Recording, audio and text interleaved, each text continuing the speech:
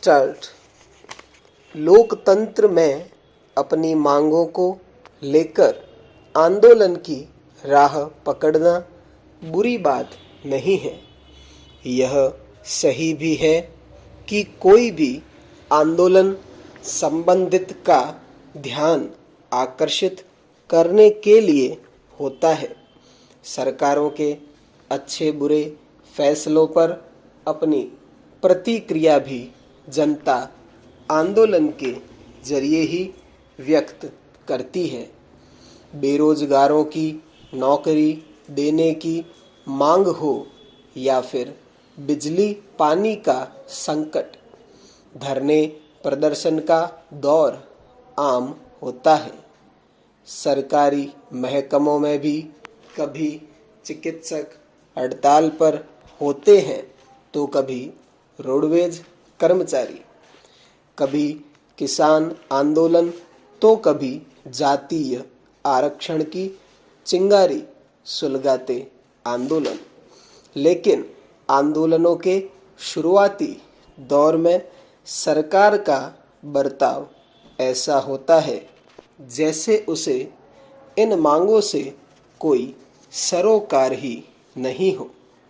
राजस्थान में गुर्जर आरक्षण संघर्ष समिति की मांगों को लेकर सरकार से सहमति बनने के बाद आंदोलन स्थगित हुआ तो सब ने राहत की सांस ली है।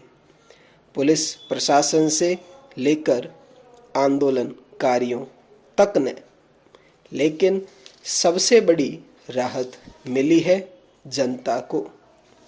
वह इसलिए कि पिछले 11 दिन से बाधित दिल्ली मुंबई रेलवे ट्रैक खुल गया और करौली हिंडौन सड़क मार्ग को रोककर बैठे आंदोलनकारियों ने आवागमन की राह खोल दी है। जिन जिलों में इस आंदोलन की वजह से इंटरनेट बाधित किया गया था, वह भी अब संचार सुविधा सुगम हो गई है। यह बात और है कि पिछले दिनों में आंदोलन प्रभावित इलाकों में जनता को बेशुमार परेशानियों का सामना करना पड़ा। हर बार जब कहीं भी आंदोलन होता है तो शुरुआत में सरकार और आंदोलनकारी जितना अड़ियल रुख दिखाते हैं उतना ही नुकसान आम जनता को भुगतना पड़ता है।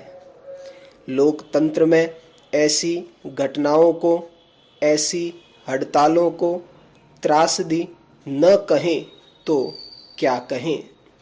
किसकी मांगे क्या हैं और किसे पूरी करनी है, इससे आम जनता को ज़्यादा वास्ता नहीं होता। जनता को तो सिर्फ यही पता है कि लोकतंत्र में सरकार नाम की एक संस्था है जिसे वह अपना कीमती वोट देकर चुनती है। वह भी इसलिए ताकि जिंदगी की परेशानियों में उसका सहारा बन सके। सभी तरह के आंदोलनों में सरकार का गुस्सा आंदोलनकारियों पर और आंदोलनकारियों का गुस्सा सरकार पर अक्सर निकलता है। लेकिन आम आदमी की परेशानियों की कीमत पर लोकतंत्र में सरकारों का बेपरवाह रवैया और आंदोलनकारियों का उतावलापन सचमुच चिंताजनक है।